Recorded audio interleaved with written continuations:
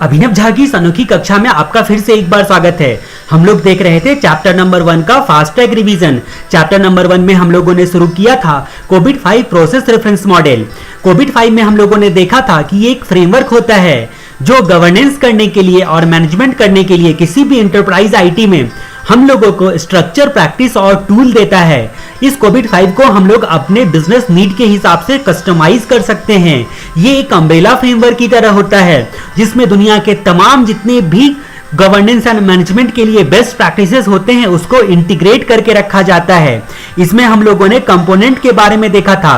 5 प्रकार के कंपोनेंट होते हैं इसमें। कोविड-5 में 5 प्रिंसिपल्स होते हैं और 5 कंपोनेंट होते हैं और 7 इनेबलर होते हैं और 37 यहाँ पर प्रोसेस रेफरेंस मॉडल को आपको याद रखना है। तो हम लोग एक बार देखते हैं कोविड-5 के बारे में। कोविड-5 में प्रोसेस रेफरेंस मॉडल में सबसे पहले हम लोगों ने देखा था कि description frame 2 Mahatma Gandhi model का, उसमें कंपोनेंट्स में हम लोगों ने देखा था प्रोसेस डिस्क्रिप्शन।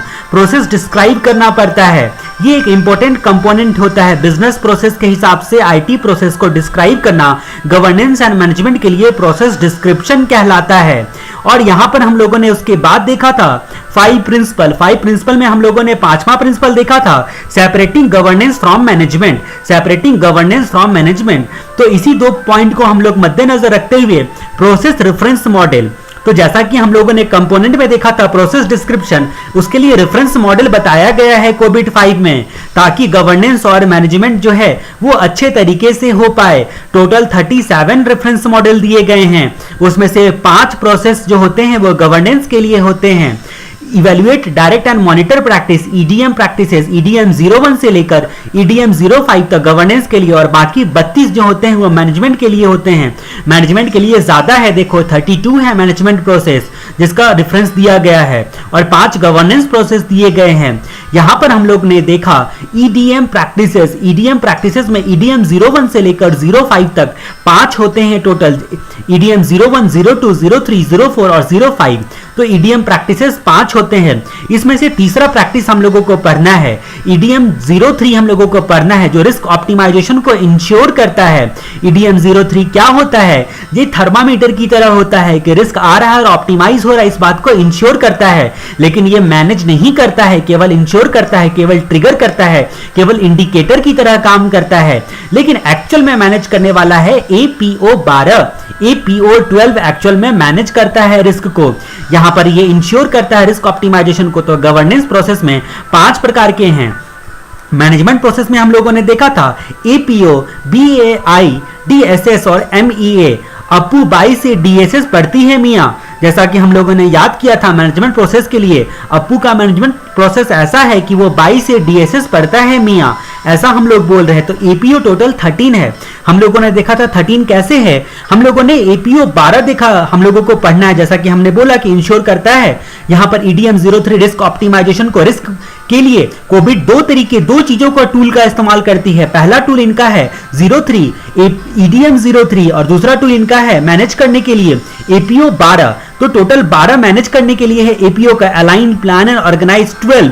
ठीक है, 12 रिस्क का मैनेज करने के लिए है 12 नंबर, इसीलिए टोटल कितना हो गया 12 + 1, यानी कि एक्स्ट्रा 1 हम लोगों को टोटल याद रखना है कि टोटल इसमें 13 है। एपीओ 01 से लेकर एपीओ 13, यहां तक एपीओ 01 से लेकर एपीओ 13 तक मैनेजमेंट प्रोसेस है अलाइन, प्लान एंड ऑर्गेनाइज करने के लिए। बीएआई हम लोगों ने देखा था बिल्ड, एक्वायर एंड इंप्लीमेंट। यहां पर 10 प्रोसेस है, बिल्ड, एक्वायर एंड इंप्लीमेंट। तो हम लोगों ने अपनी मेमोरी टेक्निक में देखा था बाई को 10 तारीख को सैलरी देनी है आपको, बाई का जो सैलरी देना है आपको 10 तारीख को देना है, इसलिए आपने बीएआई बिल्ड, एक्वायर और इंप्लीमेंट 01 से लेकर 010 तक है। और यहां पर बाइक की सर्विसिंग आपको 6 तारीख को करवानी है, यानी कि हम लोगों ने डीएसएस के बारे में देखा था deliver, service and support. Servicing करवानी है 6 तारीख को, डिलीवर, सर्विस एंड सपोर्ट। और मियां यानी कि 01 से लेकर 03 इसमें है। यहां पर एमईए यानी कि मॉनिटर, इवेल्युएट और एसेस। मॉनिटर, इवेल्युएट और एसेस 1 से लेकर 3 तक है।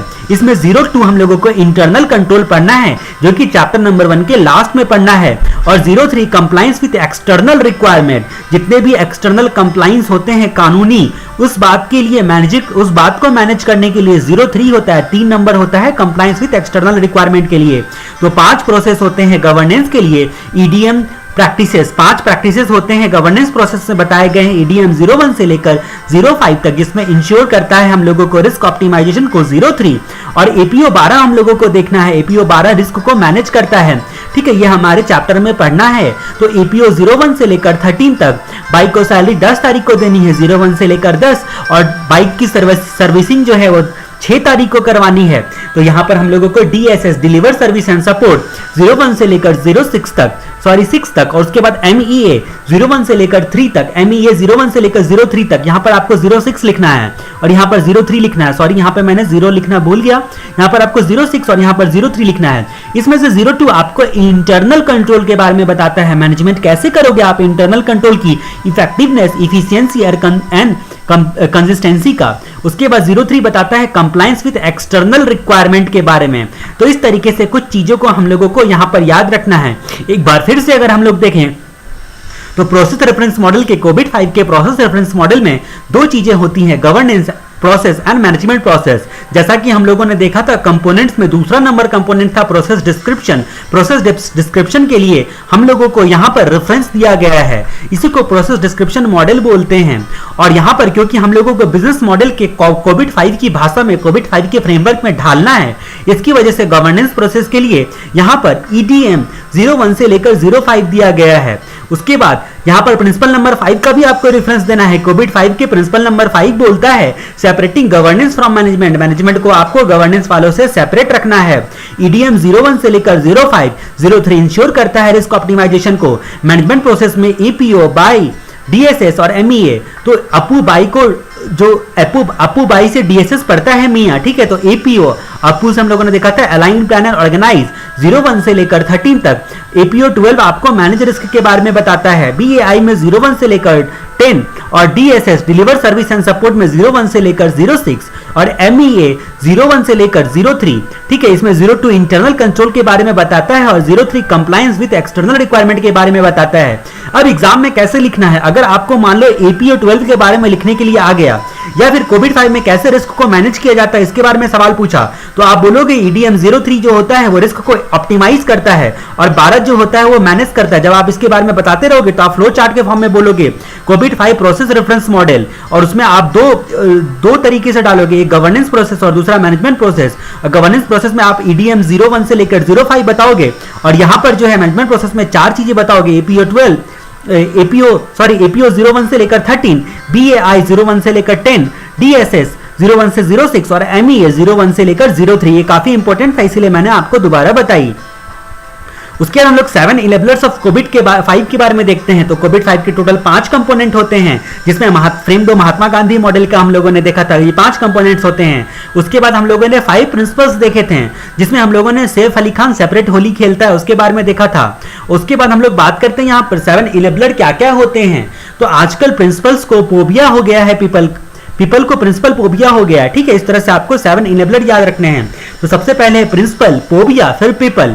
तो प्रिंसिपल में हम लोगों को देखना है principle policies and framework, principle policies and framework. तो पहला इनेबलर क्या होता है कि ऑर्गेनाइजेशन गोल को पाने के लिए जो एक्टिविटीज की प्रैक्टिस होती है वो आपके बिजनेस प्रोसेस में जो होती है वो कोविड के हिसाब से होना चाहिए। मतलब आपका प्रिंसिपल पॉलिसीज एंड फ्रेमवर्क को कोविड अपने आप में ढालता है। तो पहला इनेबलर होता है कि आपकी ऑर्गेनाइजेशन का प्रिंसिपल पॉलिसीज एंड फ्रेमवर्क, मतलब ये एक व्हीकल होता है, ठीक है, जो प्रैक्टिकल बनाता है मैनेजमेंट करने को, प्रैक्टिकल बनाता है मैनेजमेंट करने को। उसके बाद हम लोग फोबिया का पी देखते हैं, प्रोसेस। प्रोसेस क्या होता है? तो जैसा कि हम लोगों ने देखा था कि कंपोनेंट ऑफ कोविड में देखा था प्रोसेस डिस्क्रिप्शन। तो आपको रेफरेंस हर जगह लेना है। जब एग्जाम में आप इस तरह से प्रेजेंट करते हो तो आपके मार्क्स में काफी इंप्रूव होता है कि कोविड 5 का एक कंपोनेंट होता है प्रोसेस डिस्क्रिप्शन। तो उसके बारे में चर्चा करके आपको बतानी है कि प्रोसेस को डिस्क्राइब किया जाता है ऑर्गेनाइजेशन गोल को पाने के लिए, और इनेबलर में भी आपको यही बात लिखनी है। उसके बाद ओ से ऑर्गेनाइजेशन स्ट्रक्चर, किसी भी एंटिटी में की डिसीजन लेने के लिए ऑर्गेनाइजेशन को अलग अलग पार्ट में बांटा जाता है, जिसको ऑर्गेनाइजेशन स्ट्रक्चर बोलते हैं। की डिसीजन मेकिंग के लिए यहाँ पर कोविड 5 का भी स्ट्रक्चर जो होता है, तो ये इनेबलर होता है कि जो इनेबल करवाता है अपने फ्रेमवर्क में कोविड 5 को अपने फ्रेमवर्क में, कोविड 5 के फ्रेमवर्क में आने के लिए स्ट्रक्चर। बिहेवियर, कल्चर और इथिक्स। बिहेवियर, कल्चर और इथिक्स किसी भी ऑर्गेनाइजेशन में गवर्नेंस एंड मैनेजमेंट जो होता है वो एक क्रिटिकल सक्सेस फैक्टर है, ठीक है, क्रिटिकल सक्सेस फैक्टर है। तो कल्चर, बिहेवियर एंड इथिक्स। तो ये जो होता है गवर्नेंस एंड मैनेजमेंट को अप्लाई करने के लिए, यानी कि कोविड-5 की थ्रू अच्छे तरीके से आपका गवर्नेंस मैनेजमेंट तभी हो पाएगा जब यहां पर इस तरह का कल्चर और इथिक्स का पालन किया जाता है। उसके बाद इंफॉर्मेशन, ऑर्गेनाइजेशन को चलाने के लिए आपको इंफॉर्मेशन की जरूरत पड़ती है। हर मैनेजरियल लेवल को अपने अपने तरह से इंफॉर्मेशन की जरूरत पड़ती है, तो उस हिसाब का इंफॉर्मेशन भी प्रोवाइड करके देता है, ये भी एक इनेबलर है। सर्विस इंफ्रास्ट्रक्चर एंड एप्लीकेशन, तो सर्विस इंफ्रास्ट्रक्चर और एप्लीकेशन रहेगा तभी इंफॉर्मेशन का प्रोसेस हो पाएगा, और जब इंफॉर्मेशन का प्रोसेस होगा तभी गवर्नेंस एंड मैनेजमेंट का सवाल उठता है। उसके बाद पीपल, तो पीपल में हम लोगों को देखना है पीपल स्किल एंड कॉम्पिटेंस। तो यहां पर बोलता है कि सारे एक्टिविटीज सक्सेसफुली कंप्लीट करने के लिए और करेक्ट डिसीजन लेने के लिए स्किल्ड एंड कॉम्पिटेंट पर्सन का होना काफी जरूरी है। गवर्नेंस एंड मैनेजमेंट की सारी एक्टिविटीज को सक्सेसफुली कंप्लीट करने के लिए आपका पीपल जो होता है वो स्किल एंड कॉम्पिटेंस वाला होना चाहिए। तो 7 इनेबलर ऑफ कोविड में प्रिंसिपल, पॉलिसीज एंड फ्रेमवर्क। उसके बाद यहां पर हम लोगों ने पोबिया में देखा प्रोसेस, उससे organisational structure, culture, ethics and behaviour. ठीक है, बी मतलब कल्चर, इथिक्स एंड बिहेवियर। उसके बाद इंफॉर्मेशन, उसके बाद सर्विस इंफ्रास्ट्रक्चर एंड एप्लीकेशन, और उसके बाद हम लोगों ने पीपल देखा, पीपल स्किल एंड कॉम्पिटेंसीज। तो इस तरीके से 7 इनेबलर का नाम आपको याद रखना है, बाकी एक्सप्लेन करना उसको काफी आसान है। अब हम लोग बात करते हैं अगले टॉपिक की, रिस्क मैनेजमेंट इन कोविड। कोविड से कैसे रिस्क को मैनेज किया जाता है। तो जैसा कि मैंने आपको बोला था, जब भी रिस्क मैनेजमेंट की बात आती है, ठीक है, तब जब भी मैनेजमेंट की बात आती है तो आपको एक चार्ट का नाम लेना है, RACI चार्ट। RACI चार्ट का मतलब responsibility, accountability, consultation and information chart. इस चार्ट के थ्रू मैनेजमेंट की रिस्पॉन्सिबिलिटी को डिस्ट्रीब्यूट करने की सलाह देता है कोविड-5। कंपलसरी नहीं करता है, कोविड-5 लगाया है तो आपको RACI चार्ट का पालन करना ही पड़ेगा। ये RACI चार्ट जो होता है वो हर एक लेवल ऑफ मैनेजमेंट की responsibility, accountability, consultation and information के लिए आपको डिस्क्राइब करता है, मतलब सबकी रोल एंड रिस्पॉन्सिबिलिटी को डिफाइन करता है। तो यहां पर हम लोग बात करते हैं रिस्क मैनेजमेंट में कैसे करेंगे कोविड-5 में। तो सबसे पहले गवर्नेंस प्रोसेस का हम लोग EDM 03, यानी कि इससे इंश्योर होता है रिस्क ऑप्टिमाइजेशन। ये थर्मामीटर की तरह काम करता है और ये पैरासीटामोल की तरह काम करता है। APO-12 जो कि रिस्क को मैनेज करता है, मतलब बुखार को मैनेज करता है, उतारता है बुखार को। ठीक है, तो इस तरह से हम लोगों को APO-12 के बारे में पढ़ना है। रिस्क को मैनेज करने के लिए सबसे पहले हम लोगों को रिस्क को आइडेंटिफाई करना पड़ता है, रिस्क का लेवल को असेसमेंट करना पड़ता है, और उसके लिए एप्रोप्रिएट कंट्रोल ढूंढ के उसको लगाना मैनेज करना कहलाता है। तो सबसे पहले EDM 03 की बात करते हैं। रिस्क के लेवल को और हमारे टॉलरेंस लेवल को प्री डिफाइंड किया जाता है EDM 03 में, इंश्योर रिस्क ऑप्टिमाइजेशन। तो पहले आपने रिस्क के लेवल को और हमारी टॉलरेंस लेवल को प्री डिफाइन किया जाता है कि हम लोग किस हद तक टॉलरेट करेंगे। तो रिस्क की लेवल और हमारी टॉलरेंस के लेवल को प्री डिफाइन किया जाता है इस प्रोसेस में। अगर रिस्क आ गया, इस बात को ट्रिगर करता है और इंडिकेट करता है ये EDM 03, और उसके बाद इसको रिस्क को मैनेज करने वाला APO-12 होता है।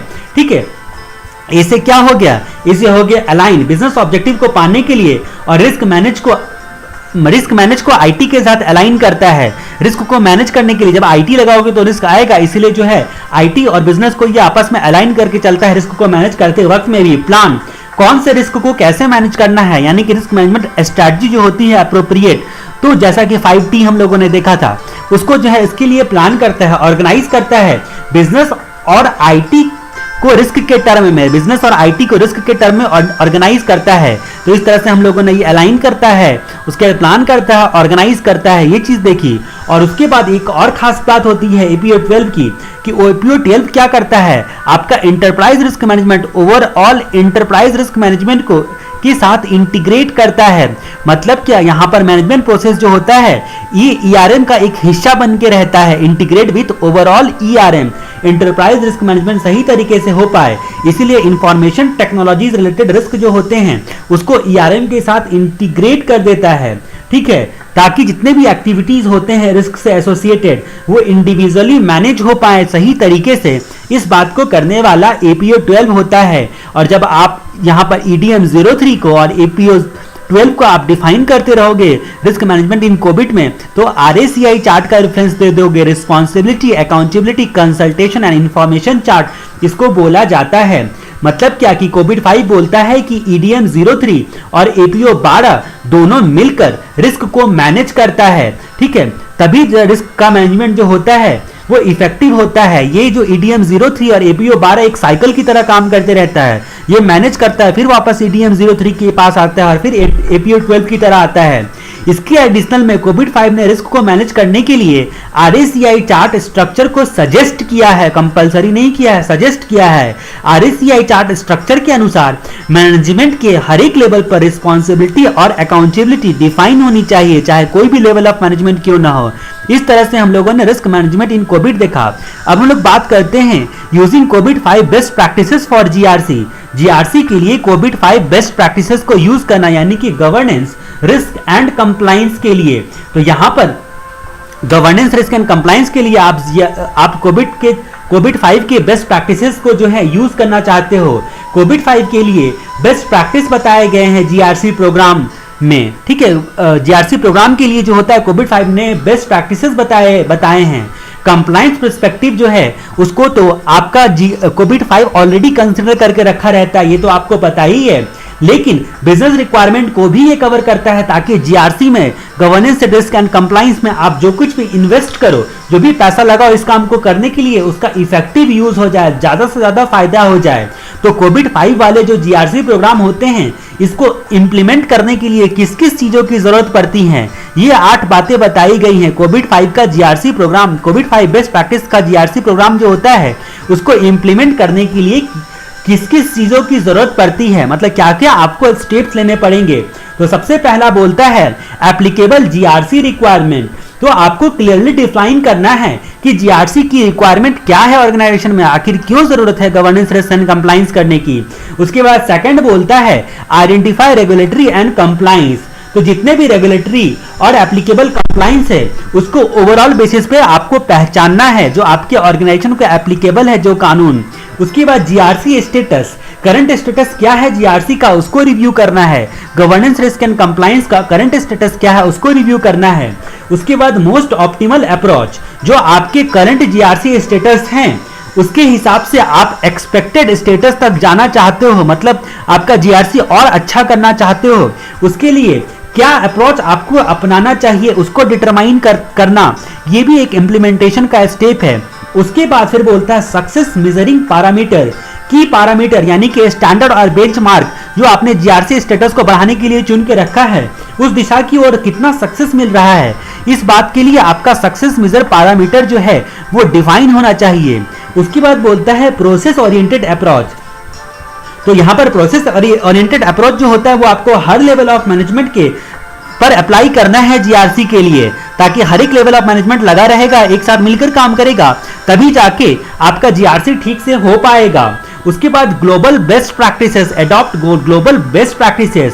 तो जीआरसी इंप्लीमेंटेशन के लिए जीआरसी की से रिलेटेड दुनिया भर के जितने भी बेस्ट प्रैक्टिसेस हैं जो आपकी एंटिटी के हिसाब से एप्लीकेबल हैं उसको यहां पर आपको अडॉप्ट करना है। Adopt uniform and structured approach. अगर आपका uniform approach her level of management पे नहीं किया जाएगा तो फिर आप सही तरीके से जीआरसी को इंप्लीमेंट नहीं कर पाओगे। इसीलिए प्री डिफाइंड स्ट्रक्चर्ड अप्रोच से आपको यूनिफॉर्म एंड स्ट्रक्चर्ड अप्रोच से आपको जीआरसी का बेस्ट प्रैक्टिस को लगाना है। तो ये आपके स्टडी मेटल के हिसाब से पॉइंट हमने बताया है यूजिंग कोविड-5 बेस्ट प्रैक्टिसेस फॉर जीआरसी। तो जीआरसी इंप्लीमेंट करने के लिए GRC program implementation requires the following. क्या क्या रिक्वायर्स होता है, define clearly what GRC requirement are applicable, पहला पॉइंट। दूसरा point identify the regulatory and compliance landscapes. उसके बाद फिर बोलता है कि तीसरा point reviewing the current GRC status. चौथा पॉइंट यहां पर बोलता है determine the most optimal approach. उसके बाद success measuring parameter, setting out key parameters on which success will be measured. उसके बाद फिर बोलता है process oriented approach, using a process oriented approach. आपको यूज करना है प्रोसेस ओरिएंटेड अप्रोच को, अडॉप्ट करना है, adopting global best practices as applicable. उसके बाद 8वां नंबर पॉइंट बोलता है using uniform and structured approach which is suitable. तो इस तरह से हम लोगों ने यूजिंग कोविड-5 बेस्ट प्रैक्टिसेस फॉर जीआरसी के बारे में देखा। उसके हम लोग बात करते हैं specific success of GRC programme can be measured by using following goal and matrix. तो हमने जैसा कि बताया था कि जितने भी मैट्रिक्सेस होते हैं, जितने भी की गवर्नेंस प्रैक्टिसेस होते हैं, जितने भी की मैनेजमेंट प्रैक्टिसेस होते हैं और जितने भी बेनिफिट्स होते हैं इस चैप्टर में दिए गए, चैप्टर नंबर 1 में, उसको हम लोग एक साथ जो है कंपैरेटिव एनालिसिस करके पढ़ेंगे। लेकिन जब मैट्रिक्स की बात आती है तो जैसा कि मैंने आपको बोला था कि परसेंटेज की बात आती है और परसेंटेज कहीं पर रिड्यूस होता है, कहीं पर इंप्रूव होता है और यहाँ पर रियल टाइम डैशबोर्ड। तो 3 बातें आपको याद रखनी है। Specific success of a GRC programme can be measured. जो specific success of GRC program है उसको मेजर करने के लिए आपकी क्या क्या गोल एंड मैट्रिक्स होने चाहिए। तो यहां पर हम लोगों को क्या रहना है, सक्सेस मेजरिंग पैरामीटर हम लोगों को डिसाइड करना है। ठीक है, जीआरसी स्टेटस में बढ़ोतरी हुई है, इसके लिए आपको पैरामीटर डिसाइड करना है। अब ये पैरामीटर क्या क्या होने चाहिए इसके बारे में आपको बताता है। Specific success of GRC programme can be measured by using the following goal and matrixes. तो कैसे जानोगे कि आपका जीआरसी प्रोग्राम में आपको सफलता मिल रही है, तो इसके बारे में बताता है। रिड्यूस में 4 पॉइंट दिए गए हैं, इंप्रूव में 2 पॉइंट दिए हैं। उसके बाद रियल टाइम डैशबोर्ड, तो रियल टाइम का मतलब आप जानती हो ऑकरेंस के साथ ही आपको रिपोर्टिंग करने वाला डैशबोर्ड सिस्टम होना चाहिए। तो reduce redundant control and audit time, audit time जो होता है, एक बार और ऑडिट टाइम लास्ट में यहां पर दिया हुआ है, overall time required for audit. तो यहां पर redundant control and audit time, बार बार आपको एक ही चीज के लिए हर जगह पे कंट्रोल लगाना उचित नहीं है, इस बात को रिड्यूस करता है। मतलब क्या कि एक ही कंट्रोल में बहुत सारे मैक्सिमम एरिया को कवर कर लेता है, ताकि आपको एक ही कंट्रोल को बार बार ना लगाना पड़े। जब एसएफएम के प्रॉब्लम को भी आप सॉल्व करते होगे तो आप बार बार मल्टीप्लाई इक्वल टू टाइप नहीं करते, कुछ शॉर्टकट मेथड ढूंढ लेते हो। इसी तरह बार बार कंट्रोल अप्लाई करने के लिए नहीं बोल रहा है, reduce redundant control and audit time. उसके बाद ये बोलता है सेकंड नंबर पॉइंट, हर की एरिया में कंट्रोल का फेलियर को रिड्यूस करता है, हर की एरिया में कंट्रोल के फेलियर को रिड्यूस करता है। उसके बाद ये से आपको पता चलेगा कि भैया हमारा जो है सही दिशा में जा रहा है जीआरसी प्रोग्राम। फिर बोलता है कि लीगल एंड रेगुलेटरी कंप्लायंस जितने भी होते हैं, ठीक है, इन सब बातों को रिव्यू करने का खर्चा जो होता है उसको रिड्यूस करता है। लीगल नॉन कंप्लायंस के कारण भी आपको कई प्रकार के खर्चे होते हैं, वो सब खर्चे कम हो गए, यानी कि सेविंग हुआ है। Overall time required for audit, GRC programme लगा डाला तो फिर जो है ऑडिट करने वाले को, ऑडिटर को भी आसानी होती है, कम टाइम में वो जीआरसी प्रोग्राम को चेक कर लेता है और उस हिसाब से पालन किया गया है कि नहीं किया गया है उसको चेक कर लेता है। तो overall time required for audit को रिड्यूस करता है। उसके बाद हम लोग बात करते हैं, दो चीजें इंप्रूव करता है, सही दिशा में प्रोसेस जो है वो स्ट्रीमलाइन हो रहा है और कंट्रोल एंड कंप्लायंस में ऑटोमेशन है, कंट्रोल एंड कंप्लायंस में ऑटोमेशन है, इस बात को इंप्रूव करता है। Timely reporting, regulatory compliance issue को टाइमली रिपोर्ट और टाइमली रिमीडियल मेजर को इनकरेज करना, टाइमली रिपोर्टिंग, ठीक है, इंप्रूव करता है टाइमली रिपोर्टिंग को। और लास्ट वाला real time dashboard, overall compliance status और की इशू के बारे में रियल टाइम बेसिस पर, मतलब अकरेंस के साथ ही बताता है ये डैशबोर्ड। ऐसा ये सिस्टम रियल टाइम डैशबोर्ड का सिस्टम देने वाला कोविड-5 की सहायता से जो है जीआरसी प्रोग्राम में मिल जाता है। तो पहला पॉइंट हम लोगों ने देखा, reduce redundant control and audit time. उसके बाद reduce control failure, reduce legal expenditures, उसके बाद reduce overall time required for audit, improve automation of control and compliance, improve timely reporting और रियल टाइम डैशबोर्ड। इतने सारे पॉइंट हम लोगों ने देखे। उसके बाद हम लोग बात करते हैं अगले टॉपिक की, आईटी कंप्लायंस रिव्यू क्या होता है। तो आईटी कंप्लायंस रिव्यू की जब बात आएगी, जब आईटी कंप्लायंस को रिव्यू करना है आपको, तो GRC, governance risk and compliance and internal control, इन दो चीजों के बारे में चर्चा कर देनी है। और उसके बाद कुछ एक्ट्स के नाम लिख लेने हैं, कुछ जो है लॉ के नाम लिख लेने हैं, कुछ कानून के बारे में आपको बता देना है। तो सॉक्स यानी कि आपका साबेन ऑक्सिलरी एक्ट जो होता है वो आईटी कंप्लायंस एंड रिव्यू के बारे में बोलता है। GRC, governance risk and compliance and internal control के पर्सपेक्टिव्स में आईटी एक्ट 2000 ने इंटरनल कंट्रोल को भी बोला है अच्छा रखना है आपको। क्लॉज 49 ऑफ सेबी एक्ट ने भी मैंडेटरी करके रखा हुआ है लिस्टेड कंपनी के लिए जीआरसी कंप्लायंस करना और इंटरनल कंट्रोल पर विशेष ध्यान देना। कारों में भी आपके इंटरनल कंट्रोल के बारे में चर्चा की गई है। कंपनीज एक्ट 2013 ने न केवल लिस्टेड कंपनी के लिए बल्कि हर प्रकार के कंपनी के लिए मैंडेटरी करके रखा हुआ है गवर्नेंस रिस्क एंड कंप्लायंस करना। और MEA 03 ऑफ द कोविड-5 जो होता है वो एक्सटर्नल कंप्लायंस के बारे में, जैसा कि आपको पता है कि MEA 03 जो होता है प्रोसेस रेफरेंस मॉडल का, वो मॉनिटर एंड इवेल्युएट और असेसमेंट करना 03 बोलता है, वो कंपलसरी कर दिया है कंप्लायंस विद एक्सटर्नल रिक्वायरमेंट का। तो आईटी कंप्लायंस रिव्यू को जस्ट एक बार आप रीड कर लो आपकी स्टडी मटेरियल से। अब हम लोग बात करते हैं कंप्लायंस इन कोविड-5 के बारे में, कंप्लायंस इन कोविड-5 के बारे में। तो कोविड-5 में आप लोगों ने प्रोसेस रेफरेंस मॉडल देखा था जिसमें मैनेजमेंट प्रोसेस के बारे में देखा था, ठीक है। मैनेजमेंट प्रोसेस में क्या बोलता था, MEA 03 आता था जो कि कंप्लायंस विद एक्सटर्नल रिक्वायरमेंट के बारे में बताता था। कंप्लायंस इन कोविड-5 जैसा ही बोले तो आपके दिमाग में कंप्लायंस विद एक्सटर्नल रिक्वायरमेंट यानी कि MEA 03 याद आना चाहिए, चाहे स्पेशली यहां पर MEA 03 क्वेश्चन पेपर में रहे या ना रहे। कंप्लायंस इन कोविड-5 की जब भी बात आती है तो आपके दिमाग में उसके मैनेजमेंट प्रोसेस में जो MEA 03 था, कंप्लायंस विद एक्सटर्नल रिक्वायरमेंट, वो आना चाहिए। अब जब हम लोग एक्सटर्नल रिक्वायरमेंट के कंप्लायंस को इंश्योर करके, ये हमें MEA 03 बताता है, यानी कि मॉनिटर करता है, इवैल्यूएट करता है और असेसमेंट करता है। तो मॉनिटर, इवेल्युएट एंड असेसमेंट करता है तो कुछ बातों को इंश्योर हो जाता है। पहला क्या इंश्योर होता है? IT process, law and regulation and contracts को इंश्योर करता है। आईटी प्रोसेस और आईटी सपोर्टेड बिजनेस प्रोसेस जो होते हैं वो लॉ, रेगुलेशन और कॉन्ट्रैक्चुअल एग्रीमेंट के हिसाब से है, इस बात को इंश्योर करता है। दूसरा, identify and integrate all regulatory requirements, सारे रेगुलेटरी रिक्वायरमेंट को पहचान लिए गए हैं, यानी कि कुछ भी छूटा नहीं है। और आईटी कंप्लायंस के साथ जो है वो सारे के सारे रेगुलेटरी रिक्वायरमेंट हमारे जो है वो आईटी कंप्लायंस के साथ इंटीग्रेट हैं, यानी कि हमारे आईटी कंप्लायंस के एक पार्ट बन के रखे हैं। सारे कानून कवर किए गए हैं हम लोगों ने, मतलब हमारा कवरेज एरिया अच्छा है।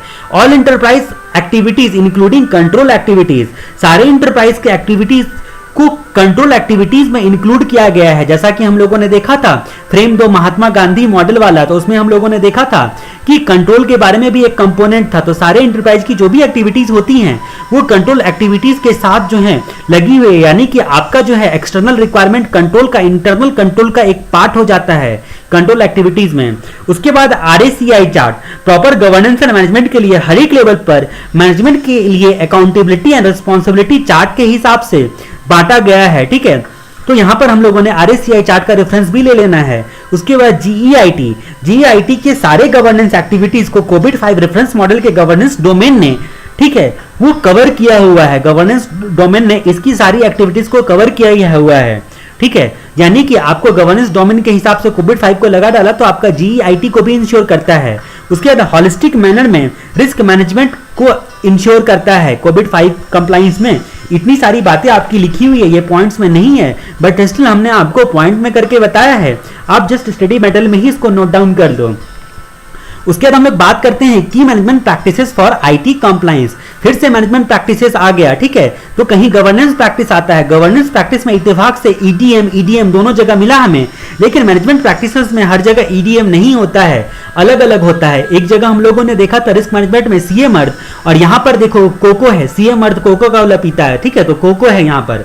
तो आईटी कंप्लायंस के लिए 4 की प्रैक्टिसेस बताए गए हैं। आईटी कंप्लायंस के लिए जब की मैनेजमेंट प्रैक्टिसेस बताते हैं तो वो सीओ होगा। सी से क्या हो गया? Identify external compliance requirement on continuous basis.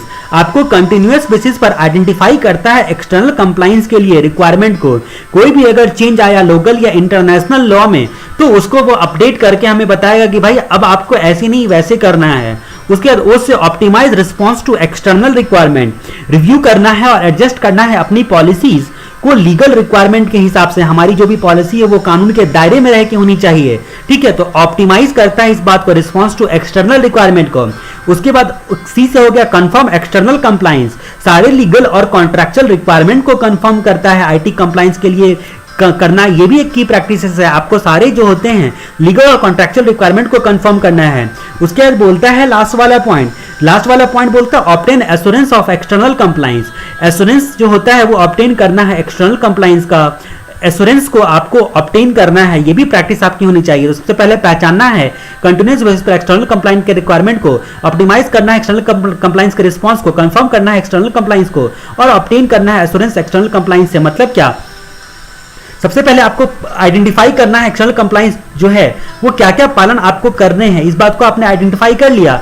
अब उसी हिसाब से आप अपने ऑर्गेनाइजेशन की पॉलिसी को बनाकर उस कंप्लायंस को एक इंटरनल कंट्रोल का एक हिस्सा बनाकर आप उसका पालन करते हो। पालन करने के बाद आप कंफर्म करते हो फिर से कि भाई एक्सटर्नल कंप्लायंस हुआ है कि नहीं हुआ है। ठीक है, यानी कि ऑडिटर से जो है आप चेक करवाते हो कि हमने सारे कानून का पालन किया हुआ है। उसके बाद एक्नॉलेजमेंट लेते हो, जैसे इनकम टैक्स डिपार्टमेंट है उससे आप कंफर्म करते हो assurance of external compliance, assure हो जाते हो कि एक्सटर्नल कंप्लायंस करेगा। तो ये सारे की मैनेजमेंट प्रैक्टिसेस होते हैं आईटी कंप्लायंस के लिए कि आईटी कंप्लायंस आपका हुआ है ठीक से।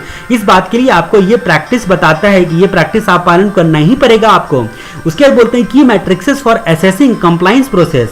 कंप्लायंस प्रोसेस का असेसमेंट करने के लिए की मैट्रिक्स क्या क्या होते हैं। ठीक है, यहां पर key metrics for assessing compliance process, compliance with external law and regulation, और IT compliance with internal policy. तो ये बाहर के लिए और ये इंटरनल पॉलिसी के लिए।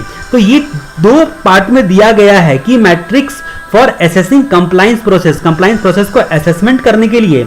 ठीक है, 2 पार्ट में दिया गया है। पहला पार्ट हमें बताता है कि कंट्री के लोकल और एप्लीकेबल एक्सटर्नल जितने भी इंटरनेशनल लॉ होते हैं, ठीक है, उसका कंप्लायंस ठीक से हुआ है कि नहीं हुआ है, उस बात को असेसमेंट करता है आईएएस ऑडिटर। ठीक है, इस बात को असेसमेंट करता है आईएएस ऑडिटर। तो सबसे पहले हम लोगों को देखना है कि कंप्लायंस हुआ है कि नहीं हुआ है। उस बात को ऑब्जर्व करने के लिए आप दो पार्ट में बांट के पढ़ सकते हो। पहला नॉन कंप्लायंस, अगर नॉन कंप्लायंस हुआ तो क्या होगा, मतलब कंप्लायंस नहीं हुआ तो फिर क्या होगा उसके बारे में। तो नॉन कंप्लायंस अगर हुआ तो कॉस्ट, क्या खर्चा बैठेगा, इंक्लूडिंग सेटलमेंट कॉस्ट क्या होगा, ठीक है, cost including settlement cost and fine क्या लगेगा, इस बात को मैट्रिक्स करना है, यानी कि हम लोगों को जजमेंट करना है कि हमारा बढ़ रहा है या घट रहा है ये खर्चा। उसके बाद नंबर ऑफ रिपोर्टिंग वगैरह सब, कितने नंबर ऑफ कंप्लायंस हुए हैं आईटी से रिलेटेड, ठीक है, जिसका बोर्ड को रिपोर्टिंग, बोर्ड के पास कंप्लेंट्स आए हैं या फिर पब्लिक का कमेंट सुनने को मिला है या एम्बैरेसमेंट हुआ है, सॉरी, ठीक है, तो नंबर ऑफ रिपोर्टिंग वगैरह सब। उसके बाद contractual agreement with the IT service provider, कितना नॉन कंप्लायंस के कारण वायोलेट हुआ है कि भाई उनका एग्रीमेंट जो है उसको हम लोगों ने तोड़ दिया है, जिसकी वजह से हमें पेनाल्टी वगैरह देने पड़े हैं। तो contractual agreement with IT service provider, तो नॉन कंप्लायंस में तीन बातें, compliance with external law and regulation में नॉन कंप्लायंस में तीन बातें, cost including settlement and fine, number of reporting या फिर पब्लिक कमेंट्स या एम्बैरेसमेंट या फिर contractual agreement with the IT service provider. उसके बाद कंप्लायंस असेसमेंट, दूसरा पार्ट में लॉ एंड रेगुलेशन किस एक्सटेंट तक कवर किया गया है, क्योंकि मैट्रिक्स की बात है तो यहाँ पर परसेंटेज में हम लोग लिख सकते हैं कि कितने परसेंटेज तक हम लोगों का जो कंप्लायंस रिव्यू है उसने लॉ एंड रेगुलेशन का पालन किया है, मतलब 80% ही कानून का पालन किया गया था, 20% नहीं किया गया फॉर एग्जांपल, ठीक है। उसके बाद हम लोग बात करते हैं, दूसरा है इंटरनल पॉलिसी के चेक करना है आपको, इंटरनल पॉलिसी को। तो नॉन कंप्लायंस जो आपका इंटरनल पॉलिसी है, तो कितने नंबर ऑफ इंसिडेंट हुए हैं, कितनी बार ऐसा हुआ है कि आप पॉलिसी को तोड़े हो, आपके ऑर्गेनाइजेशन में पॉलिसी को तोड़ा गया है, यानी कि नॉन कंप्लायंस हुआ है। परसेंटेज, कितने परसेंटेज लोग हैं जो आपकी पॉलिसी को समझते हैं, ठीक है, कितने लोग ऐसे हैं जो समझते हैं आपकी पॉलिसी को, एग्जैक्टली क्या आप समझाना चाहते हो, इस हिसाब से डिसाइड करेगा मैनेजमेंट कि कितने लोगों को और ट्रेनिंग देनी है, कितना अवेयरनेस और फैलाना है। उसके बाद परसेंटेज ऑफ पॉलिसी सपोर्ट, ठीक है, इफेक्टिव स्टैंडर्ड एंड प्रैक्टिसेस से, यानी कि आपने जैसे अकाउंटिंग स्टैंडर्ड लगाया है जो आपकी पॉलिसी को सपोर्ट कर देता है, तो इसमें कितने सारे इफेक्टिव स्टैंडर्ड और प्रैक्टिसेस हैं जो कि आपकी पॉलिसी को कितना परसेंट तक कवर करके रखते हैं, कितना परसेंट तक सपोर्ट करके रखते हैं। उसके बाद फ्रीक्वेंसी ऑफ अपडेट्स, ठीक है, कितने आपकी क्या फ्रीक्वेंसी है कि आप पॉलिसी को अपडेट करते रहते हो, क्या पॉलिसी है आप, क्या फ्रीक्वेंसी है जो आप अपने पॉलिसीज को, इंटरनल पॉलिसीज को अपडेट करते रहते हो। तो जब आपको असेसमेंट, कंप्लायंस प्रोसेस का असेसमेंट करने के लिए आएगा तो सबसे पहले आपको एक्सटर्नल लॉ एंड रेगुलेशन के बारे में और IT compliance with internal policies के बारे में ध्यान रखना है।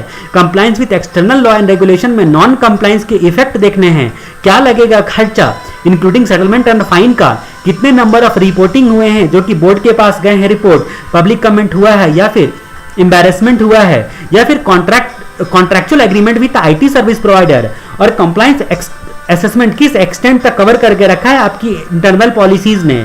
उसके बाद IT compliance with internal policy, कितने नंबर ऑफ इंसिडेंट ऐसे हुए हैं कि आपका पॉलिसी का नॉन कंप्लायंस हुआ है, कितने परसेंटेज ऑफ लोग हैं जो आपकी पॉलिसी को समझते हैं, कितना परसेंटेज पॉलिसी जो है वो इफेक्टिव स्टैंडर्ड और प्रैक्टिस से जो है वो कवर किया हुआ है, और क्या फ्रीक्वेंसी है आपकी पॉलिसीज को अपडेट करने की।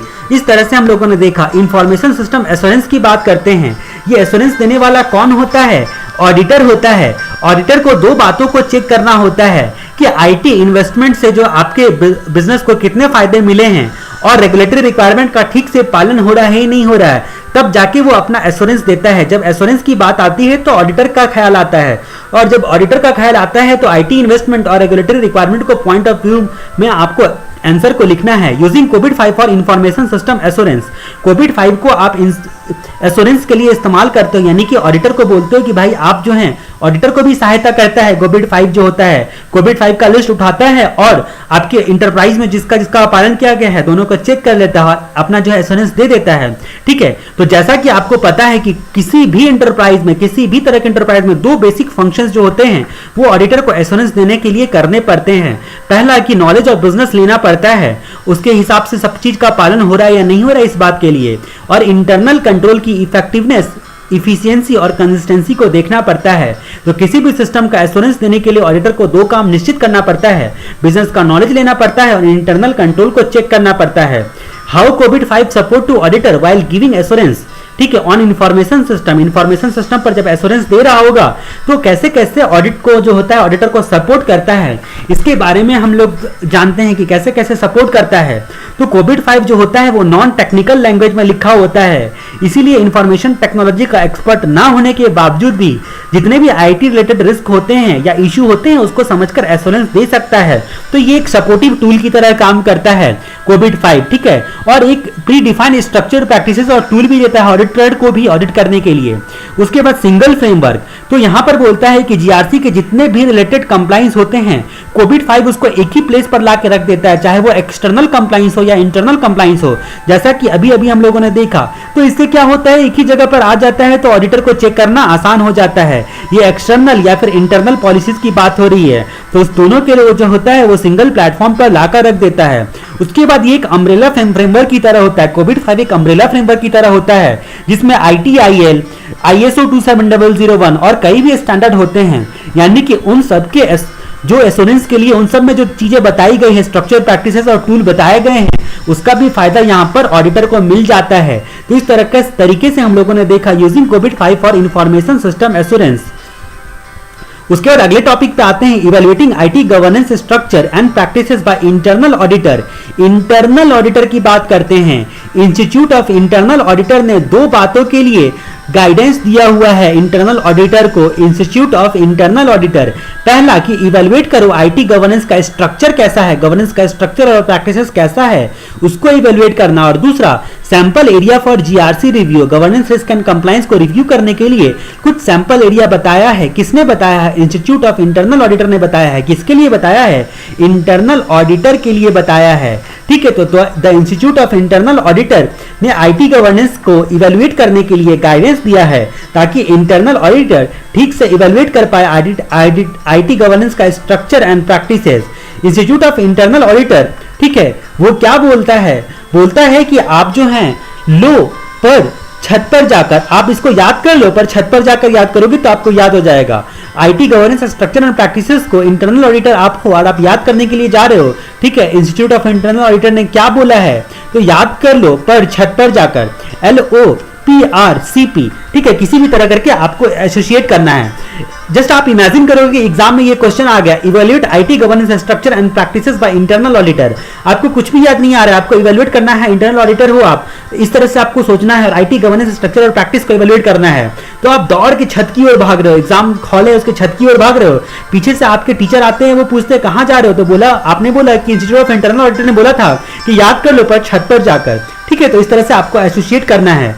एल से क्या हो गया? लीडरशिप, लीडरशिप आपका हो गया एल से लीडरशिप, ओ से ऑर्गेनाइजेशनल स्ट्रक्चर, पी से process, risk, control, performance measurement और मॉनिटरिंग। तो इन सबको देखना है ऑर्गेनाइजेशन स्ट्रक्चर में, यानी कि आईटी गवर्नेंस स्ट्रक्चर में, और कुछ बातें प्रैक्टिसेस को आपको कंफर्म करना है।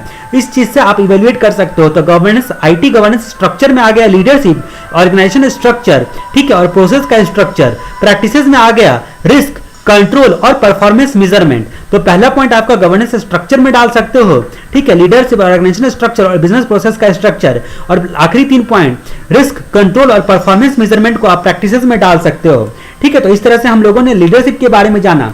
लीडरशिप में भी जो बहुत सारी चीजें पॉइंट में दी गई है, अगर आपको लीडरशिप करने के लिए डेयर चाहिए, ठीक है, तो आपको बस याद रखना है DARE, किसी भी तरह करके याद करना है। डी से डिटरमाइन करना, ए से असेसमेंट करना, आर से जो है रिव्यू करना, और ई से इवैल्यूएट करना। तो सबसे पहला पॉइंट आता है आपका इवैल्यूएट करना है आपको। क्या लीडरशिप, मतलब क्या आईटी का स्थान है लीडरशिप में, यानी कि लीडरशिप आईटी और ऑर्गेनाइजेशन के पर्सनल के बीच रिलेशन ठीक से कम्युनिकेट हो पा रहा है कि नहीं हो पा रहा है, स्ट्रेटेजिक गोल में, और आईटी का सपोर्ट किस तरीके से हो सकता है। लीडरशिप जो होता है उसका क्या रोल है आईटी को सपोर्ट करने में और गवर्नेंस करने में, क्या रोल है लीडरशिप का, उसके बारे में इवैल्यूएट करना है, ठीक है। उसके बाद असेसमेंट करना है आपका। असेसमेंट करना है कि आईटी जो है वो बिजनेस की दिशा में जा रहा है कि नहीं जा रहा है, इस बात का असेसमेंट करना है। उसके बाद डिटरमाइन करना है कि कैसे मेजर कर सकते हैं कि आईटी का गोल पूरा हो रहा है कि नहीं हो रहा है, यानी कि सक्सेस मेजरिंग क्राइटेरिया को डिटरमाइन करना है। और यहां पर बोलता है कि ई से, तो लास्ट में हम लोगों ने ई देखा था, लास्ट वाला बोलता है रिव्यू करना है। तो रिव्यू करना है यहाँ पर स्ट्रॉन्ग आईटी गवर्नेंस जो होता है वो सीनियर मैनेजमेंट को कैसे कैसे हेल्प करता है। तो थोड़ा अजीब जरूर सा लगेगा आपको, क्योंकि पॉइंट के अंदर में भी पॉइंट दिए गए हैं, यानी कि सब पॉइंट दिए गए हैं जो आपको याद रखना थोड़ा डिफिकल्ट होता है। तो आप नॉर्मल लॉजिक लगा के यही समझो कि लीडरशिप में आपको देखना है मेजरिंग क्राइटेरिया को पूरा हो रही कि नहीं हो रहा है, बिजनेस ऑब्जेक्टिव को ठीक से पाया जा रहा है कि नहीं जा रहा है, ठीक है, सीनियर मैनेजमेंट कैसे कैसे हेल्प कर रहा है आईटी गवर्नेंस में, इस बात को देखना है, और लीडरशिप और ऑर्गेनाइजेशन पर्सनल के बीच में कैसे कैसे कम्युनिकेशन हो रहा है, ये सारी चीजों को देखना है कि टॉप मैनेजमेंट और ऑर्गेनाइजेशन पर्सन में कैसे कैसे आपका कम्युनिकेशन वगैरह सब सिस्टम है। ऑर्गेनाइजेशन स्ट्रक्चर में क्या बोलता है, ऑर्गेनाइजेशन स्ट्रक्चर में सबसे पहले बताया गया रिव्यू करना है, कैसे आईटी पर्सनल लोग मैनेजमेंट वालों से कम्युनिकेट करते हैं, इस बात को ऑर्गेनाइजेशन स्ट्रक्चर में क्या मतलब क्राइटेरिया है आपका, हायरार्की क्या है, इस बात को। उसके बाद फॉर्मल इवैल्यूएशन, ठीक है, फॉर्मल इवैल्यूएशन एंड प्रायोरिटाइजेशन के बारे में। तो आईटी रिक्वायरमेंट्स को प्रोवाइड करते वक्त किसका क्या रोल और रिस्पॉन्सिबिलिटी होता है, और सबको अपना रिस्पॉन्सिबिलिटी एंड रोल समझा हुआ कि नहीं हो रहा है, ऑर्गेनाइजेशन स्ट्रक्चर में कैसे कैसे कम्युनिकेशन और अप्रूवल का मैकेनिज्म है, उसका कोई फॉर्मल इवैल्यूएशन करना है आपको, क्या क्योंकि उसका फॉर्मल जो होता है प्रोसीजर जरूर से होना चाहिए यहाँ पर।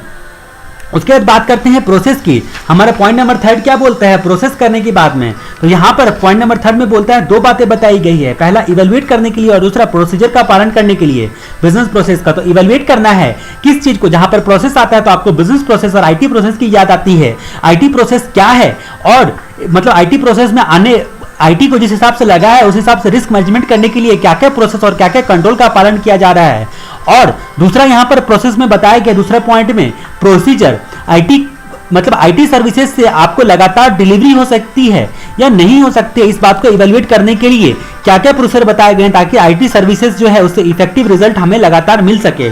उसके बाद रिस्क, जैसा कि आपको पता है कि जब आईटी लगाओगे तो रिस्क आएगा ही, तो आईटी गवर्नेंस स्ट्रक्चर कुछ ऐसा होना चाहिए कि रिस्क को मेजरमेंट करके रिस्क को के हिसाब से जो है बराबर एक्शन लेते रहे, यानी कि गैप ना आ जाए, जो रिस्क रिक्वायर्ड है और रिस्क अप्लाई उसमें गैप ना आ जाए। आईटी इसको पहचान कर मतलब आपको रिस्क को मिटिगेट करने का प्रोसेस बताने के लिए आपको गाइडेंस देता है। कौन देता है, इंस्टीट्यूट ऑफ इंटरनल ऑडिटर, ठीक है, तो रिस्क के बारे में सबका गाइडेंस देता है। और यहाँ पर जो होता है रिस्क को मैनेज करने के लिए इंस्टीट्यूट ऑफ इंटरनल ऑडिटर ने बोला है कि सबकी अकाउंटेबिलिटी जो होती है और रिस्पॉन्सिबिलिटी होती है वो डिफाइन होनी चाहिए, ठीक है, ताकि रिस्क के फ्रेमवर्क के तहत काम हो सके, रिस्क का प्रॉपर्ली एनालाइज आइडेंटिफिकेशन वगैरह सब किया जा सके। अब जब रिस्क की बात आती है तो कंट्रोल की बात आती है। कंट्रोल जो होता है आईटी की एक्टिविटीज पर कंट्रोल, रिस्क पर कंट्रोल, ठीक है, और यहाँ पर जो है ओनरशिप और रिपोर्टिंग मैकेनिज्म अच्छा होना चाहिए, ठीक है, तो ये सारी चीजें पर कंट्रोल होना चाहिए। कंट्रोल जो होता है टॉलरेबल लिमिट से जैसे एक्सीड कर रहा है तो उसको रिपोर्टिंग करने का प्रॉपर मैकेनिज्म होना चाहिए। और लास्ट वाला बोलता है परफॉर्मेंस मेजरमेंट और मॉनिटरिंग के बारे में। तो यहाँ पर आईटी के आउटकम को यानी कि परफॉर्मेंस को आपका सही से मेजरमेंट करने के लिए प्रॉपर्ली फ्रेमवर्क देने वाला इंस्टीट्यूट ऑफ इंटरनल ऑडिटर है। तो लीडरशिप के बारे में डेयर, उसके बाद फिर बोलता है कि organisation structure review, formal evaluation and prioritisation. Process में हम लोगों ने आईटी प्रोसेस और बिजनेस प्रोसेस को ध्यान में रखना है। रिस्क में भी हम लोगों को आईटी का रिस्क ध्यान रखना है। कंट्रोल में भी डिफाइन करते वक्त हम लोगों को कंट्रोल, रिस्पॉन्सिबिलिटी लोगों की, इन सब बातों को ध्यान देना है। आईटी एक्टिविटीज पर कंट्रोल, ठीक है, और टॉलरेबल लिमिट से जैसे एक्सीड गया तो हम लोगों को क्या क्या एक्शन लेना है, इन सब चीजों के बारे में ध्यान रखना है। परफॉर्मेंस मेजरमेंट और मॉनिटरिंग, तो यहाँ पर बोलता है कि आईटी के आउटकम से यानी कि परफॉर्मेंस को मेजर करने का फ्रेमवर्क प्रॉपर्ली देने वाला इंस्टीट्यूट ऑफ इंटरनल ऑडिटर है। तो ये सारी चीजें बोलता है कि इवैल्यूएट कर सकते हैं। इन सब चीजों को आपने इवैल्यूएट कर लिया तो गवर्नमेंट स्ट्रक्चर एंड प्रैक्टिसेस को इंटरनल ऑडिटर इवैल्यूएट कर सकता है। तो लीडरशिप ऑर्गेनाइजेशन स्ट्रक्चर पर मतलब याद कर लो पर छत पर जाकर, तो पी से प्रोसेस और रिस्क मैनेजमेंट, सी से कंट्रोल और परफॉर्मेंस मेजरमेंट और मॉनिटरिंग। उसके बाद दूसरा क्या बताता है, sample area for GRC review by internal auditor. Internal auditor ने जीआरसी रिव्यू करने के लिए कुछ सैंपल एरिया बताए हैं। उस सैंपल एरिया के बारे में हम लोग देखते हैं। तो सैंपल एरिया क्या बोलता है कि स्टेट गवर्नमेंट आपसे ईएमआई लेकर पेड़ा खा रहा है, ठीक है, तो एसजी ईएमआई PERA। तो सैंपल एरिया क्या है, आप पेड़ा का सैंपल टेस्ट करके देखो। जब आप मिठाई दुकान में जा रहे हो पेड़ा खरीदने के लिए, तो मान लो कि स्टेट गवर्नमेंट ऑथराइज मिठाई की दुकान है, ठीक है, जो कि आपको इंस्टॉलमेंट पर यानी कि ईएमआई भरते हुए आपको पेड़ा देती है, ठीक है। जस्ट इमेजिन, ठीक है, लॉजिक मत सोचो कि ये क्या एग्जांपल का लॉजिक हुआ, लेकिन आपको याद रखना है स्टेट गवर्नमेंट ईएमआई PERA। तो ऐसे स्कोप, तो स्कोप के बारे में हम लोगों को सिस्टमैटिक और डिसिप्लिन अप्रोच से इंटरनल ऑडिट लोग जो है वो स्कोप मतलब आपका इंटरनल ऑडिटर को रिव्यू करना है। किस चीज को रिव्यू करना है, जीआरसी को रिव्यू करना है। तो इसकी वजह से क्या होना चाहिए, सिस्टमैटिक और डिसिप्लिन अप्रोच के लिए आपका स्कोप है प्री डिफाइंड होना चाहिए। उसके बाद गवर्नेंस, तो मतलब यहाँ पर बोलता है कि गवर्नेंस के लिए आपको जीआरसी रिव्यू में आप बोलता है कि सैंपल एरिया क्या है, गवर्नेंस का रिव्यू करना है। स्कोप का रिव्यू आपने कर लिया, अब आपको गवर्नेंस का रिव्यू करना है। गवर्नेंस का रिव्यू करने के लिए 4 ऑब्जेक्टिव बताए गए, क्या क्या ऑब्जेक्टिव हो सकते हैं। तो यहाँ पर पहला ऑब्जेक्टिव है प्रमोट करना है एप्रोप्रिएट वैल्यू एंड एथिक्स को। प्रमोट करना है किस चीज को, एप्रोप्रिएट वैल्यू एंड एथिक्स को प्रमोट करना पहला ऑब्जेक्टिव है। दूसरा ऑब्जेक्टिव क्या बोलता है, ऑर्गेनाइजेशन में मैनेजमेंट लोगों की अकाउंटेबिलिटी जो होती है वो इफेक्टिव होनी चाहिए। रिस्पॉन्सिबिलिटी एंड अकाउंटेबिलिटी का स्ट्रक्चर जो होता है इफेक्टिव होना चाहिए। तो इस बात के लिए भी ये दूसरा ऑब्जेक्टिव होता है गवर्नेंस को इवैल्यूएट करने का। ठीक है, ये 2 बातें हम लोगों ने देखी। तीसरा, एप्रोप्रिएट एरिया में रिस्क एंड कंट्रोल होना चाहिए, सही दिशा में सही वक्त पर सही जगह पे रिस्क एंड कंट्रोल होना चाहिए, ये भी गवर्नेंस होना चाहिए, गवर्नेंस का ऑब्जेक्टिव है। चौथा, सारे एक्टिविटीज को यहाँ पर आपको कॉपरेट और कॉपरेट होना चाहिए, ऑर्गेनाइजेशन स्ट्रक्चर ऐसा होना चाहिए और कम्युनिकेट करने का प्रॉपर मैकेनिज्म होना चाहिए। तो सबसे पहले सैंपल एरिया में हम लोगों ने स्कोप के बारे में देखा, गवर्नेंस में हम लोगों ने देखा। दूसरा हमारा जो है सैंपल एरिया है वो गवर्नेंस में, गवर्नेंस को 4 ऑब्जेक्टिव है हमारे, गवर्नेंस को सैंपल एरिया में रिव्यू करने का 4 ऑब्जेक्टिव है। पहला ऑब्जेक्टिव कि appropriate value and ethics and culture जो है वो डेवलप हो ऑर्गेनाइजेशन में, 7-11 में हम लोगों ने देखा था एथिक्स, बिहेवियर एंड कल्चर। इसी तरह यहाँ पर बोलता है कि प्रमोट करना है एप्रोप्रिएट वैल्यू एंड एथिक्स को। दूसरा, ऑर्गेनाइजेशन में मैनेजमेंट की अकाउंटेबिलिटी इफेक्टिव होनी चाहिए, इस बात को ध्यान रखना है। एप्रोप्रिएट एरिया में रिस्क और कंट्रोल का कम्युनिकेशन हो सके, सारी एक्टिविटीज में कॉपरेशन बना रहे। ठीक है, तो ये हम लोगों ने देखा। अब हम लोग बात करते हैं ईएमआई के बारे में, evaluate enterprise ethics, manage risk और इंटरप्रिटेशंस। तो यहाँ पर ईएमआई का मतलब आता है इवैल्यूएट एंटरप्राइज एथिक्स। तो एथिक्स से रिलेटेड जो भी प्रोग्राम आपके होते हैं और उसकी जो एथिक्स से रिलेटेड एक्टिविटीज होती है उसको इवैल्यूएट करना, ये भी सैंपल एरिया में रखा गया है कि एथिक्स को एक ध्यान में रखा गया है। जीआरसी जब आप रिव्यू करने के लिए जाते हो तो एथिक्स को आपको देखना बहुत जरूरी है। उसके बाद एक एरिया है रिस्क मैनेजमेंट का एरिया, रिस्क मैनेजमेंट प्रोसेस को इंप्रूव करने के लिए, रिकमेंडेशन देने के लिए आपको इवैल्यूएट करना काफी जरूरी होता है। तो रिस्क को मैनेज करना है यानी कि उसकी इफेक्टिवनेस को इवैल्यूएट करना है। उसके बाद इंटरप्रिटेशन, रिस्क असेसमेंट में आपका यहाँ पर बोलता है कि इंटरनल ऑडिट के लिए रिस्क मैनेजमेंट का प्रोसेस कितना इफेक्टिव है, उसका इंटरप्रिटेशन, यानी कि रिस्क मैनेजमेंट का जो प्रोसेस है, रिस्क मैनेज करने के लिए जो प्रोसेस आपने अपनाया है वो कितना इफेक्टिव है, इस चीज का इंटरप्रिटेशन यहाँ पर इंटरप्रिटेशन बताता है। उसके बाद प्रोसेस ऑफ रिस्क मैनेजमेंट, तो देखो यहाँ पर क्या बोलता है, रिस्क को मैनेज करना, यहाँ पर इंटरप्रिटेशन ऑफ रिस्क मैनेजमेंट। उसके बाद प्रोसेस ऑफ रिस्क मैनेजमेंट, ये भी 3 पॉइंट लगातार जो होता है वो रिस्क से ही आ गया। इवैल्यूएट रिस्क एक्सपोजर, और उसके बाद जब यहाँ पे बोलता है कि फ्रॉड एंड फ्रॉड रिस्क, इस चीज को भी, और लास्ट वाला भी रिस्क। तो सारी चीजें जो होती है, स्कोप, गवर्नेंस और इथिक्स, इन 3 बात को याद रखने के बाद, स्कोप, गवर्नेंस और इथिक्स, इन 3 एरिया को याद रखने के बाद बाकी सारी एरिया आपके रिस्क से रिलेटेड हैं। यानी कि मैनेज करना है रिस्क को, इंटरप्रिटेशन निकालना है रिस्क का, process of risk management, evaluate करना है रिस्क एक्सपोजर को, रिव्यू करना है fraud and fraud related risk को, एडिक्वेसी ऑफ रिस्क मैनेजमेंट को देखना है। तो स्कोप हम लोगों ने देखा, गवर्नेंस में 4 ऑब्जेक्टिव हम लोगों ने देखे, उसके बाद इवैल्यूएट एंटरप्राइज इथिक्स हम लोगों ने देखा, और उसके बाद रिस्क को मैनेज करने के लिए बोलता है। तो रिस्क मैनेज बोलता है कि इंटरनल, यहां पर बोलता है रिस्क मैनेज करने के लिए, तो इंटरनल ऑडिट के लिए रिस्क मैनेजमेंट का प्रोसेस इफेक्टिव होना चाहिए, उसका यहां पर आपको मैनेजमेंट बोलता है। और रिस्क मैनेजमेंट करने के लिए जो आपका इफेक्टिव है कि नहीं है, इस बात को इंटरप्रिटेशन लगाने वाला कौन, इसके लिए भी बताने के लिए जो बोलता है, इसको भी आपको रिव्यू करना है जीआरसी में। उसके बाद बोलता है कि प्रोसेस ऑफ रिस्क मैनेजमेंट, तो प्रोसेस ऑफ रिस्क मैनेजमेंट, यहां पर इंटरप्रिटेशन में भी 4 पॉइंट दिए गए हैं। इंटरप्रिटेशन में 4 पॉइंट क्या दिए गए हैं, यहां पर बोलता है इंटरप्रिटेशन में क्या बोलता है, determine whether risk management process are effective in a judgement resulting from internal auditors assessment that. तो इंटरनल ऑडिटर के असेसमेंट के बाद जो जजमेंट आपने निकाला है, उस जजमेंट में क्या क्या होना चाहिए, इंटरप्रिटेशन किस किस चीज के लिए, ऑर्गेनाइजेशन ऑब्जेक्टिव के साथ रिस्क मैनेजमेंट अलाइन है, यानी कि आपका बिजनेस का उद्देश्य जो होता है वो पूरा हो रहा है। दूसरा, यहां पर सिग्निफिकेंट रिस्क को आपने पहचान लिया है, इस बात को इंटरप्रिटेशन देना है रिस्क मैनेजमेंट में कि आपने सिग्निफिकेंट रिस्क को पहचाना है। उसके तीसरा, ऑर्गेनाइजेशन में जो होता है सिक्योरिटी एंड कंट्रोल एप्रोप्रिएट लगाया गया है, तीसरा ऑर्गेनाइजेशन में सिक्योरिटी एंड कंट्रोल एप्रोप्रिएट लगाया है। और चौथा, यहां पर आपकी जितनी भी रिलेवेंट जानकारियां होती हैं उसको कैप्चर करके टाइमली रिपोर्ट किया जाता है, जितनी भी आपकी रिलेवेंट जानकारियां होती हैं उसको कैप्चर करके टाइमली रिपोर्ट किया जाता है। ये इंटरनल ऑडिटर्स के जजमेंट का इंटरप्रिटेशन, रिस्क मैनेजमेंट को लेकर इंटरनल ऑडिटर के जजमेंट का, जो आपका जजमेंट का इंटरप्रिटेशन निकालना है 4 चीजों के लिए। पहला कि आपके बिजनेस ऑब्जेक्टिव के साथ आपका रिस्क मैनेजमेंट अलाइन है।